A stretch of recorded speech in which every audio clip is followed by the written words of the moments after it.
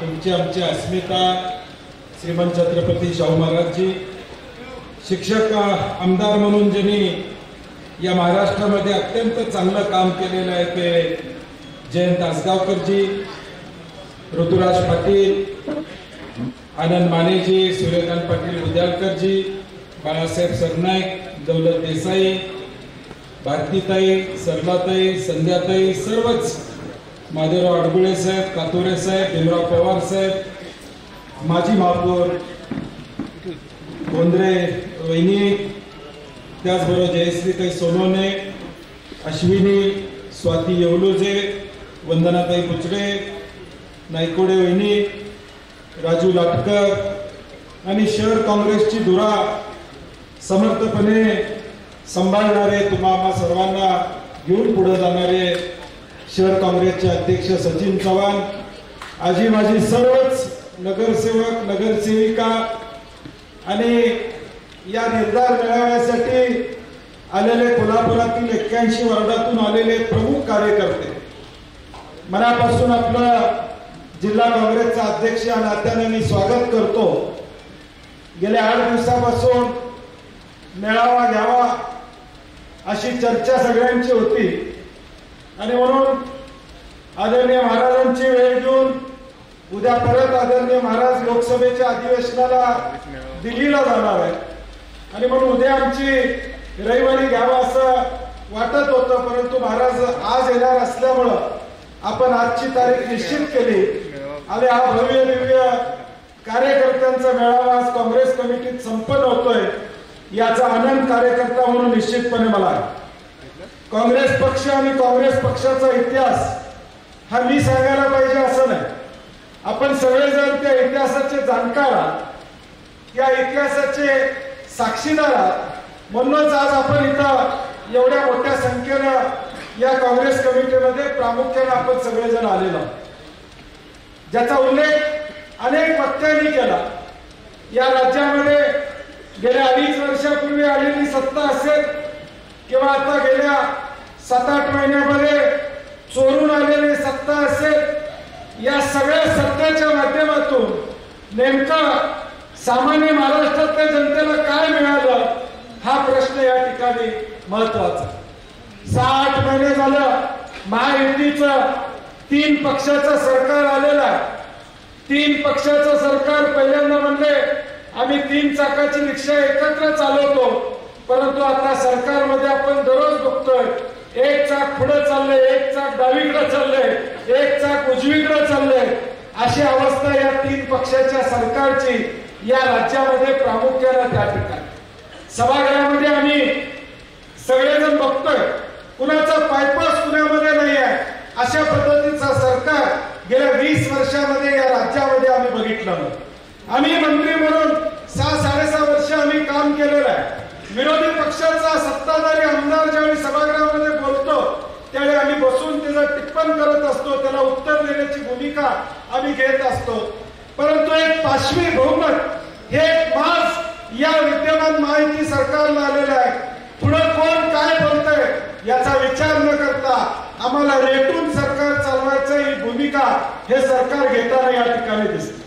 आपली एक जुनी म्हण आहे, या ठिकाणी अंतरून बघून पाय पसरावे, परंतु आता राज्याचा आर्थिक कारभार बघितला तर अंतरून दिसना एवढे पाय पसरले, म्हणजे अंतरून कमी पडायला लागले एवढे पाय आता आर्थिक दृष्ट्या पसरलेले आहेत. 1 लाख कोटीचं बजेट म्हणजे बजेटपेक्षा जास्त सप्लिमेंटरी बजेट आज 1 लाख कोटीची या राज्यामध्ये कधी झाली नव्हती, ही या राज्यामध्ये आलेली.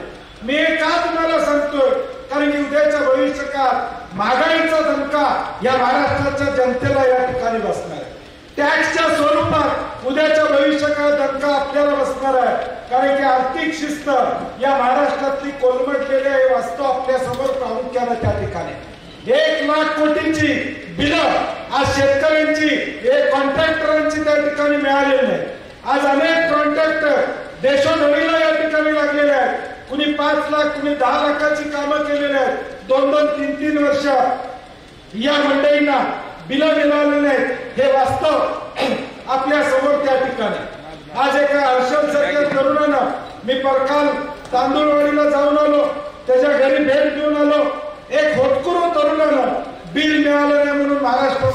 आत्महत्या करण्याची भूमिका घेतली.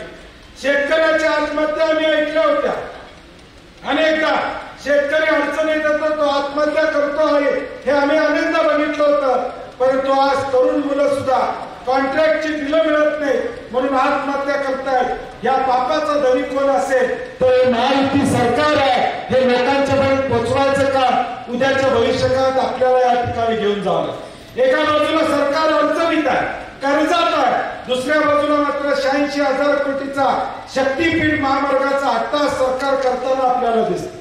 पुणे रत्नागिरी नागपूर हायवे असताना पुन्हा शक्तीपीठचा अट्टास कशासाठी ही भूमिका आम्ही सगळ्यांनी मांडली.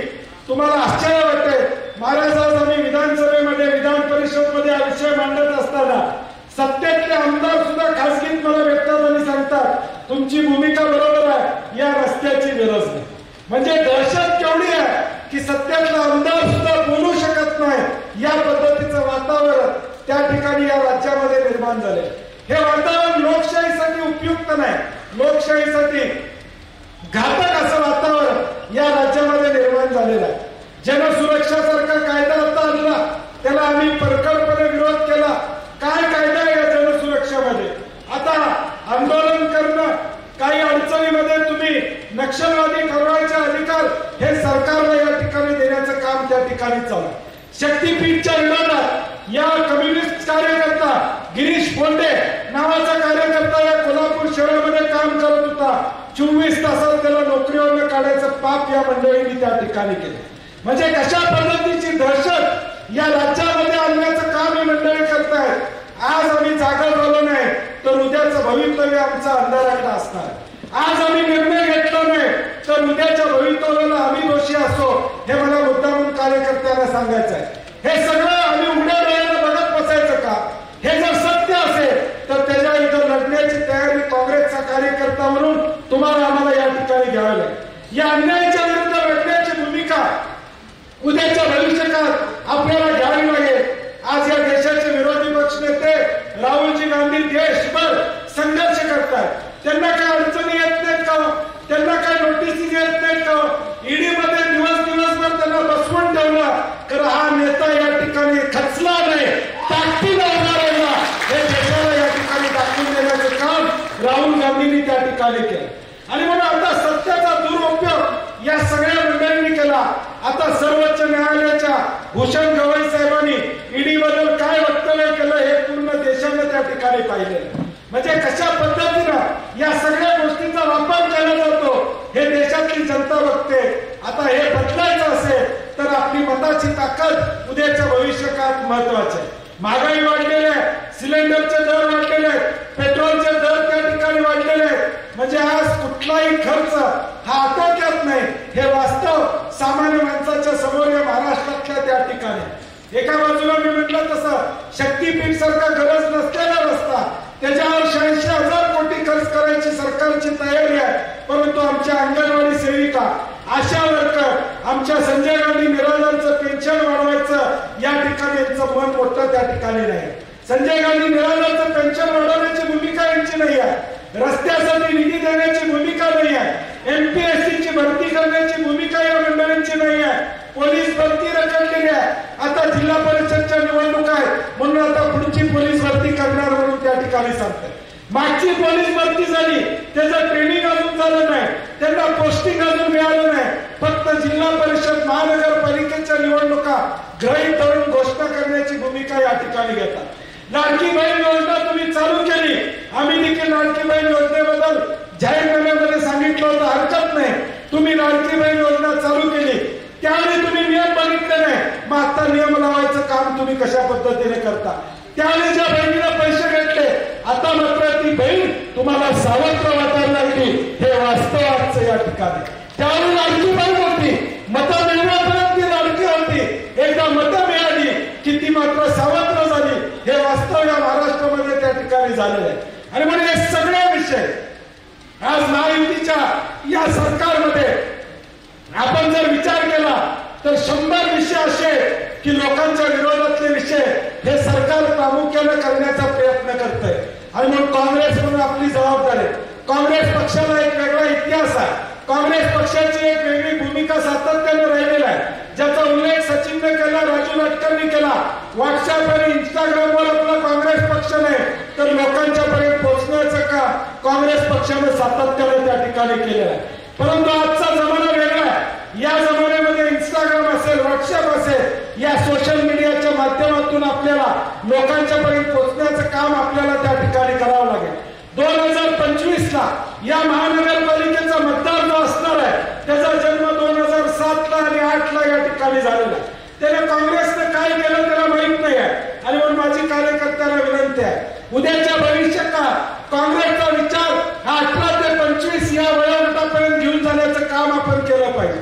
या काँग्रेस कमिटीतच मी सातत्याने भाषणामध्ये सांगितलं, आजोबा आमच्या बरोबर आहे, वडील आमच्या बरोबर आहे, नातू आणि मुलगा कुठं याचं संशोधन प्रत्येकाने त्या ठिकाणी केलं पाहिजे. आणि म्हणून 18 ते 25 हा वयोगट, या वयोगटाबरोबर संवाद साधला पाहिजे. त्यांना सांगितलं पाहिजे की जाती जाती तणाव निर्माण करणारा भाजप पक्ष आहे. हा नोकरीबद्दल बोलत नाही, शिक्षणाबद्दल बोलत नाही, रोजगाराबद्दल त्या ठिकाणी बोलत नाही, घरामध्ये शांतता नांदावी म्हणून बोलत नाही. गांजा या ठिकाणी सर्रासपणे विकला जातो त्याच्याबद्दल भाजपचा नेता एक बोलत नाही. कुणाच्या पळावर गांजाची तस्करी झाली, गांजा उतरला, हे अख्ख्या जगाने त्या ठिकाणी बघितलेलं आहे. आणि म्हणून या सगळ्या गोष्टीचा विचार केला तर आम्ही जर जागरूकपणे उद्याच्या भविष्यकाळात आमची पावलं टाकली नाही तर उद्याची पिढी आम्हाला माफ करणार नाही. आम्ही या व्यासपीठावरून छत्रपती शिवाजी महाराजांचं नाव घेतो, छत्रपती शाहू महाराजांचं नाव घेतो, महात्मा ज्योतिबा फुलेंचं नाव घेतो.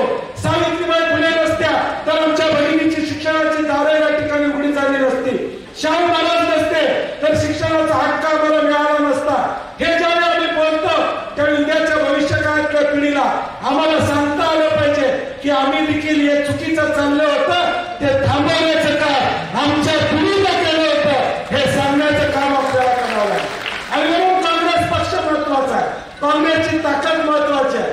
अनेक चढ उतार हे काँग्रेस पक्षामध्ये सातत्याने त्या ठिकाणी आहे. अनेक लोक महाराष्ट्रामध्ये सोडून गेले, अनेक लोक या ठिकाणी आले गेले, परंतु काँग्रेस पक्ष, काँग्रेसची विचारधारा कधी संपली नाही. हा इतिहास आपल्याला या ठिकाणी इंदिरा गांधींच्या काळापासून अनेक लोकांनी काँग्रेस पक्षाला बघितलेला आहे. आज राहुल गांधींचा विचार आपण करा. मला ज्यावेळी अनेक लोक म्हणतात की असं घडलं तसं घडलं, मी ज्यावेळी बोलतो त्यावेळी मला दिल्ली मुंबईत अनेक ज्येष्ठ म्हणतात की राहुल गांधींचा विचार तुम्ही करा. त्या माणसाने किती अपमान सहन केला, त्या माणसाने संघर्षाची या ठिकाणी वाट सोडली नाही. किती काही कोण बोललं तरी एक संघर्ष करण्याची भूमिका त्यांनी स्वीकारली. पदयात्रा 4000 किलोमीटर पदयात्रा कन्याकुमारी टू काश्मीर काढण्याचं धाडस या भारतामध्ये कुणामध्ये झालं नाही, ते राहुल गांधींनी करण्याचं काम त्या ठिकाणी केलं. आणि म्हणून हा विचार आहे, ही समाजाला एकजूट करणारा विचार काँग्रेसचा आहे. आज इथं तुम्ही बसलात, मी नेहमी सांगतो एखाद्या कार्यक्रमामध्ये तुम्ही येऊन बसलात, तुम्हाला जी खुर्ची मिळाली त्या खुर्चीवर बसलात, उजव्या बाजूला कुठल्या जातीचा कुठल्या धर्माचा माणूस आहे याचा विचार आपण केला नाही. हे आई वडिलांचे संस्कार आपल्याला, काँग्रेसचे संस्कार आपल्याला या ठिकाणी मिळालेले. आणि म्हणून पुढच्या काळामधलं आव्हान आहे, आता समाजामध्ये तेढ निर्माण करण्याचा प्रयत्न सातत्याने या ठिकाणी चालला. प्रत्येक समाजाला टार्गेट करण्याचा प्रयत्न सातत्याने या ठिकाणी चाललेला आपल्याला दिसतोय. बहुजन समाज हा कसा विस्कट आहे हा प्रयत्न भाजपच्या माध्यमातून त्या ठिकाणी केला जातो. आणि म्हणून काँग्रेस म्हणून तुमची आमची सर्वांची उद्याच्या भविष्यात जबाबदारी असणार आहे की या संघर्षाच्या काळामध्ये एकसंध राहण्याचं काम आपल्याला या ठिकाणी करावं लागेल. मालवणमध्ये छत्रपती शिवाजी महाराजांच्या पुतळ्यामध्ये या मंडळींनी भ्रष्टाचार केला. आज डॉक्टर बाबासाहेब आंबेडकरांचं मुंबईमधलं स्मारक रखण्याचं काम त्या ठिकाणी होते. अरबी समुद्रामध्ये छत्रपती शिवाजी महाराजांच्या पुतळ्याचं भूमिपूजन मोदी साहेबांच्या हस्ते झालं होतं. कुठे आहे तो पुतळा, कुठे गेला तो प्रकल्प, हे प्रश्न आता भाजपच्या लोकांना विचारणं या ठिकाणी गरजेचं आहे. परंतु आता भाजपच्या माध्यमातून जातीय तेढ निर्माण करणं, वेगवेगळे विषय या ठिकाणी आणणं, याच्या पलीकडे ही मंडळी काही करत नाहीत. आणि म्हणून काँग्रेस म्हणून आपली जबाबदारी असणार आहे. ज्यावेळी आम्ही छत्रपती शिवाजी महाराजांचं नाव घेतो, शाहू महाराजांचं नाव घेतो, डॉक्टर बाबासाहेब आंबेडकरांचं नाव घेतो, त्यावेळी त्यांच्या विचाराला गरजेचं असणारं राज्य उद्याच्या भविष्यकाळात आणणं ही तुमची आमची जबाबदारी असणार. आणि म्हणून कोल्हापूर जिल्हा म्हणून चाणक्यांना या ठिकाणी सातत्यानं पूर्वीच्या काळापासून त्या ठिकाणी राहिलेला छत्रपती शाहू महाराजांच्या माध्यमातून काँग्रेस पक्षाचा खासदार म्हणून दिल्लीमध्ये ते या ठिकाणी काम करतात. बोंद्रे दादांच्या बसून काँग्रेसला एक वेगळा इतिहास या कोल्हापूरमध्ये आहे. स्वर्गीय पीएन साहेब असतील, बोंद्रे दादा असतील, या सगळ्या मंडळींनी काँग्रेसला एकसंघ ठेवण्याचं काम गेल्या अनेक वर्षामध्ये केलेलं. आता ही धुरा तुमच्या आमच्यावर आहे, नव्या पिढीवर या मंडळींनी दिलेला आहे. हा वारसा आपल्याला दिलेला आहे, हा पाया काँग्रेसचा तुमच्या आमच्याकडे त्या ठिकाणी दिलेला आहे. आता आपली जबाबदारी खचून चालणार नाही, खचून आपल्याला मागे बसून या ठिकाणी चालणार नाही. लढाई आपल्याला करायला लागेल, संघर्ष आपल्याला करावा लागेल. ठीक आहे, कोण आपल्या बरोबर आहे कोण नाही आहे याचा विचार करू नका. मी मगाशी 5 वाजता फोन केला, म्हणलं किती लोक आले. सचिन म्हणला अर्ध भरलेलं आहे साहेब, तुम्ही येऊपर्यंत हाऊसफुल होते, काळजी करायचं काम नाही. आणि हा आनंद महत्वाचा आहे. मी नेहमी सांगतो, बंटी पाटलाला पद पैसा प्रतिष्ठा याच्यापेक्षा तुमच्यासारखी जीवाभावाची माणसं हीच माझी संपत्ती आजपर्यंत या ठिकाणी राहिलेल्या, उद्याच्या भविष्य काळात देखील या ठिकाणी राहणार. महाभारत ज्यावेळी घडत होतं, कौरव पांडव युद्ध या ठिकाणी होत होतं, त्यावेळी समोर कौरवांची फौज बघून या ठिकाणी अर्जुन म्हणले श्रीकृष्णाला, फौज मोठी आहे काय होणार. तेव्हा कृष्णाने सांगितलं काळजी करू नका, फौज किती मोठा असले तरी हम जिंकेंगे वो हारेंगे, कारण की सत्याची बाजू असते. तसं काँग्रेस ही सत्याची बाजू आहे, खऱ्याची बाजू आपली आहे. ती खऱ्याची बाजू पुढे घेऊन जाण्याचं काम उद्याच्या भविष्य काळात तुम्हाला आम्हाला सर्वांना येणाऱ्या भविष्य काळात या ठिकाणी करावं लागेल. आदरणीय शाहू महाराजांचं नेतृत्व तुम्हा आम्हा सगळ्यांना या ठिकाणी मिळालेला. या नेतृत्वाच्या माध्यमातून हा कोल्हापूर शहर, हा कोल्हापूर जिल्हा पुढे घेऊन जाण्याचं काम आपल्याला करावं लागेल. कोल्हापूर महापालिकेमध्ये अनेक कामं आपण केली. थेट पाईपलाईनचा विषय असू दे, संभाजीनगरचं बसस्थानक असू दे, मी ती कामं वाचणार नाही, परंतु लोकांच्या पर्यंत पोहोचवायचं काम उद्याच्या भविष्य काळात तुमची जबाबदारी असणार आहे. मग सोशल मीडियाच्या माध्यमातून असू दे किंवा वेगवेगळ्या माध्यमातून ही केलेली कामं लोकांच्या पर्यंत पोहोचवायचं काम आपल्याला या ठिकाणी करावं लागेल. सचिन आणि सगळ्या कार्यकर्त्यांना विनंती आहे, जो विषय राजू लाटकरांनी भाषणात मांडला, मला वाटतं तो विषय उद्याच्या तरुण पिढीच्या आरोग्यासाठी मला वाटतं आपण हातात घेणं काँग्रेस पक्ष म्हणून गरजेचं असं मला वाटतं. कारण की तरुण पिढी उद्ध्वस्त होत चाललेली आहे. तर गांजा असू दे, या नशेच्या माध्यमातून आमची तरुण पिढी उद्ध्वस्त होते, हे वास्तव आपल्या समोर आहे. या संदर्भात काँग्रेस पक्ष म्हणून उद्याच्या भविष्य काळात काहीतरी भूमिका आपल्याला या ठिकाणी घ्यावी लागेल. आंदोलन करावी लागतील, रस्त्यावर उतरावं लागेल. जे पाप हे करतायत हे पाप लोकांच्या समोर मांडण्याचं काम उद्याच्या भविष्य काळात आपल्याला सगळ्यांना ताकदीनं या ठिकाणी करावं लागेल. आणि मग माझी काँग्रेसच्या कार्यकर्त्यांना विनंती आहे की पुढचे 5 महिने आता आपण ताकदीनं सगळ्यांनी कामाला लागलं पाहिजे. महापालिकेच्या निवडणुका आता होऊ घातलेले प्रभाग रचना होतील, त्या प्रभाग रचनेमध्ये आपण लक्ष घालूया, चुकीची प्रभाग रचना होणार नाही यासाठी आम्ही कमिशनरला पत्र लिहिलेलं आहे. राजकीय दबावापोटी कुठं झालं तर उद्या महापालिकेला घेराव झाल्यावर सुद्धा काँग्रेसचे कार्यकर्ते कमी पडणार. कुठेही चुकीची प्रभाग रचना होता कामा नये. कुठेतरी कुणाला तरी फेवर करण्यासाठी म्हणून काही गोष्टी करण्याचा प्रयत्न झाला तर आम्ही आणून पाडू. हाही मला इशारा या मेळाव्याच्या माध्यमातून प्रशासनाला त्या ठिकाणी द्यायचा. नियमावली दिलेल्या आहे, त्या नियमावलीप्रमाणे प्रभाग रचना करा. शेवटी उद्याच्या काळात जो निर्णय लोक घेतील, मतदानाचा निर्णय लोक घेतील, तो निर्णय आम्हाला मान्य असणार. या कोल्हापूर शहरामध्ये लोकसभा असू दे, विधानसभा असू दे, 1.5 लाख 1,60,70,000 मतं आपल्याला लोकसभेला विधानसभेला दक्षिण आणि उत्तर म्हणून त्या ठिकाणी पडलेले, म्हणजे 2.25 लाख मतं ही महाविकास आघाडी म्हणून या कोल्हापूर शहरामध्ये आपल्या बरोबर आहे हे आपल्याला विसरून चालणार नाही. मी मागच्या वेळी काँग्रेस कमिटीच्या भाषणात सांगितलं, या जिल्ह्यामध्ये सुद्धा 10 लाख लोकांनी महाविकास आघाडी म्हणून मतदान केलेलं आहे, त्यांना आपल्याला वाऱ्यावर सोडून चालणार नाही. त्या 10 लाख लोकांनी आपल्यावर विश्वास ठेवून आपल्या उमेदवारांना मतदान करण्याचं काम लोकसभा असू दे, विधानसभा असू दे, या निवडणुकीमध्ये त्या ठिकाणी केलेलं आहे. आणि म्हणून आज पदासाठी जाणारी माणसं आपण ज्यांना भरपूर दिलं, सगळं दिलं, ती माणसं देखील या ठिकाणी निघून गेली. मला वाईट वाटायचं कारण या ठिकाणी नाही, माणसं येतात जातात, परंतु माणसं तयार करणारी फॅक्टरी ही बंटी पाटील आहे हे मी कधी पडणार नाही. माणसं येऊ देत जाऊ दे, त्याचा फरक या ठिकाणी पडणार नाही. लोकांच्या मध्ये जोपर्यंत मी आहे तोपर्यंत मला कुणाचं टेन्शन नाही. ज्यांना मोठं केलं ते जातात, हा अनुभव अनेकदा मला या ठिकाणी आलेला आहे. परंतु माझी कार्यकर्त्याला विनंती आहे, आजच्या काँग्रेस कमिटीमध्ये तुम्ही आलेला, तुम्ही एकनिष्ठ म्हणून आलेला, तुमचा निर्णय पक्का आहे की आता काँग्रेस बरोबर राहायचं. बरोबर आहे ना? तुमचा निर्णय पक्का आहे काँग्रेस बरोबर राहायचं. माझी कार्यकर्त्यांना सुद्धा विनंती आहे, माझी इथं आलेल्या सगळ्यांना या ठिकाणी विनंती आहे, आजपासून तुम्ही काँग्रेसचे एकनिष्ठ म्हणून या ठिकाणी राहिलेला, कुठलाही दुसरा कुठला विचार या ठिकाणी करू नका.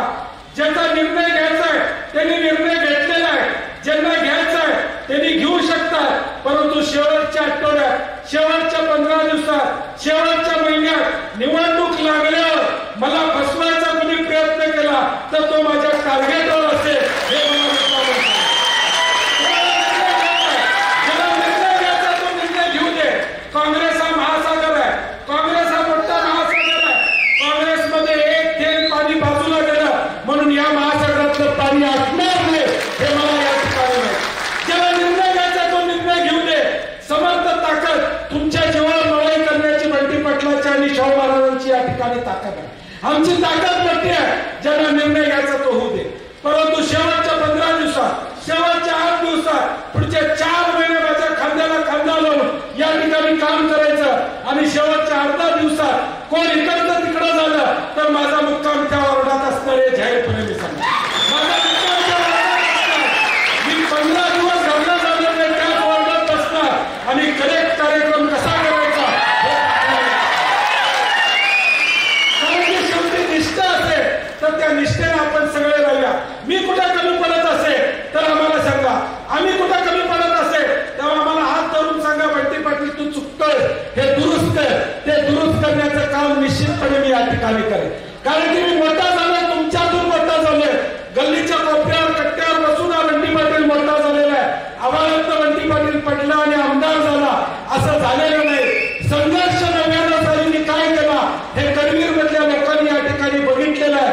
आणि माझं जरी चुकत असेल तरी तुम्ही हात धरून सांगा की हे चुकतंय, दुरुस्त करा. आम्ही दुरुस्त करायला त्या ठिकाणी तयार आहे. आदरणीय महाराजांचं ज्येष्ठत्वाचं नेतृत्व आमचं आहे, ते मला देखील सांगू शकतात. कुठं चुकत असेल तर बंटी पाटील या मार्गाने या ठिकाणी जायचं आहे, ही भूमिका आपण या ठिकाणी घ्यायची. अनेक अफवा, अनेक गोष्टी पसरत असतात. उद्याच्या 5 महिन्यामध्ये सातत्याने अफवा पसरवायचं काम सातत्याने या ठिकाणी होत असतं. मला आपल्याला खात्री द्यायची आहे, आपण काँग्रेस म्हणून या ठिकाणी राहायचं आहे. कुठल्याही अफवांवर या ठिकाणी विश्वास ठेवू नका.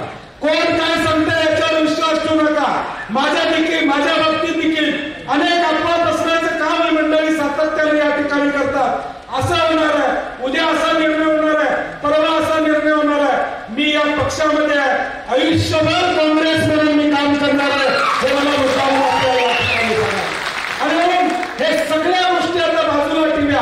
आता मिशन कोल्हापूर महापालिका, मिशन जनतेची महापालिका, मिशन कोल्हापूर महापालिकेमध्ये काँग्रेसचा महापौर बसवणं हे एकच टार्गेट उद्याच्या 5 महिन्यामध्ये आपलं असणार आहे. कार्यकर्त्यांना विनंती आहे की पुढच्या 5 महिन्यामध्ये घर टू घर जावा. महाराज आम्ही मागच्या वेळी एक जनतेचा जाहीरनामा करायची भूमिका घेतली होती. आता सुद्धा आमचा प्रयत्न असणार. हा ऑगस्ट महिना कदाचित पहिला जिल्हा परिषदच्या निवडणुका या ठिकाणी लागतील, मग महापालिकेच्या निवडणुका लागतील, परंतु जनतेचा जाहीरनामा आपण करणार आहोत. म्हणून माझी कार्यकर्त्यांना विनंती आहे की ऑगस्ट आणि सप्टेंबर हे 2 महिने लोकांचे प्रश्न घ्या. लोकांना विचारा की तुमच्या वर्गामध्ये महापालिकेची सत्ता आल्यावर काय केलं पाहिजे, तुमच्यासाठी काँग्रेस पक्षानं काय केलं पाहिजे. दररोज 5 घरांमध्ये जावा, लोकांना काँग्रेसचा विचार पटवून देण्याचं काम त्या ठिकाणी करा, लोकांच्या पर्यंत जाण्याचं काम करा. आणि ऑगस्ट आणि सप्टेंबर या 2 महिन्यामध्ये आपल्याकडे या कोल्हापूर शहरातल्या 81 वार्डातली माहिती आली पाहिजे की प्रत्येक वार्डामध्ये अडचणी काय आहे. उद्या काँग्रेस पक्ष म्हणून ज्यावेळी निवडणूक आम्ही लढवू त्यावेळी कोल्हापूर शहराचा जाहीरनामा महाराज आपण करूच, परंतु वार्डाचा देखील जाहीरनामा मी करणार आहोत हे मला मुद्दाम आपल्याला सांगा. त्या वार्डामध्ये आम्ही काय करणार, त्या वार्डात त्या बगीचा असेल,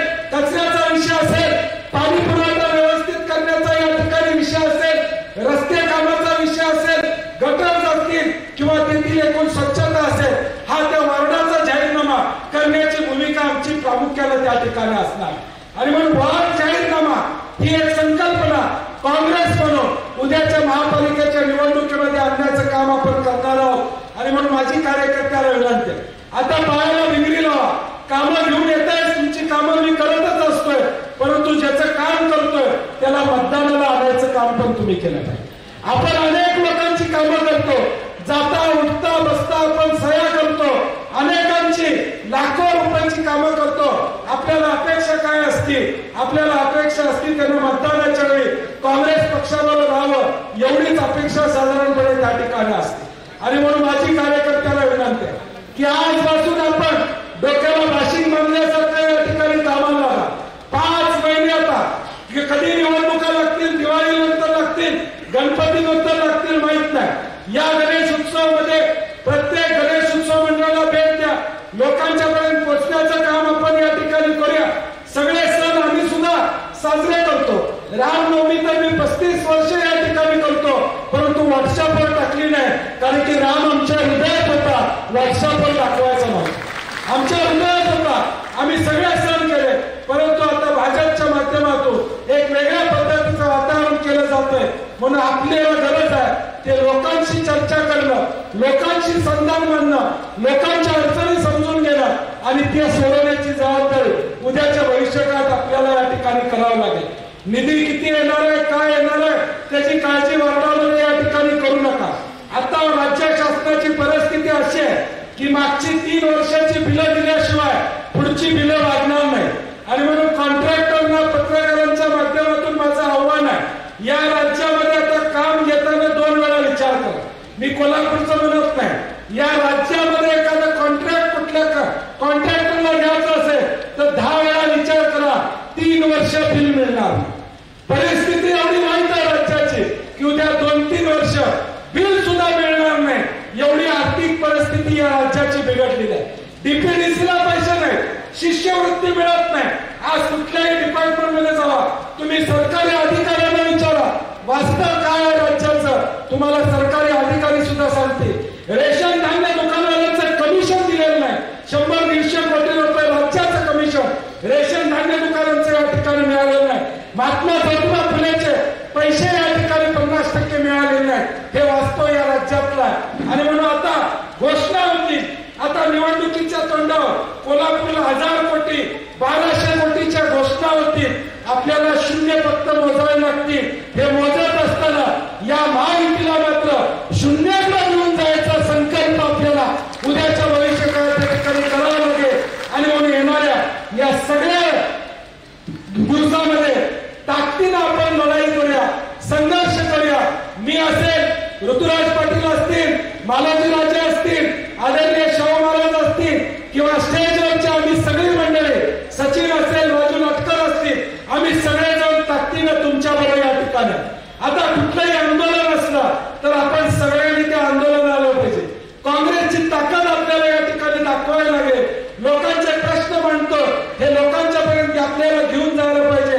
काँग्रेस पक्ष हा लोकांचा प्रश्न आहे, हे दाखवून देण्याचं काम उद्याच्या 5 महिन्यात आपण सगळ्यांनी या ठिकाणी करूया, एवढीच अपेक्षा व्यक्त करतो. आणि आपण या मेळाव्याला माझ्यानंतर आता शेवटचं भाषण आदरणीय महाराजांचा होऊन हा कार्यक्रम या ठिकाणी संपणार आहे. परंतु आपण ज्या ताकदीनं आला, ज्या संघर्षामध्ये ही ताकद दाखवण्याचं काम या ठिकाणी केलं, मी धन्य झालो. मी जे काही 20-25 वर्ष काम केलेलं आहे त्याचं आज मला फळ मिळालं असं म्हणायला हरकत नाही. आज मला फळ मिळालं, कारण की बऱ्याचदा लोक सांगत असतात की असं झालं, तसं झालं, अमका गेला, तमका गेला, परंतु अमका गेला, तमका गेला, जनता गेली नाही, हे इथल्या उपस्थितीवर या ठिकाणी सिद्ध आहे. आणि म्हणून जनतेची ताकद जपणे तुमची आमच्या पाठीमागे आहे, तोपर्यंत आम्ही भीत नाही. आम्ही कुठल्याही संघर्षाला तुमच्या बरोबर, मग कसलाही संघर्ष असू दे, रात्री 12 वाजता आम्ही तुमच्या बरोबर या ठिकाणी असणार आहोत. उद्याच्या 4 महिन्यामध्ये अनेक चुकीच्या गोष्टी करण्याचा प्रयत्न या कोल्हापूर शहरामध्ये होईल. पोलिसांचा गैरवापर करण्याचा प्रयत्न केला जाईल, दंडुकशाही या ठिकाणी करायचा प्रयत्न जाईल. त्या सगळ्याला आपण ताकदीनं उत्तर देण्याची भूमिका स्वीकारूया. तुम्ही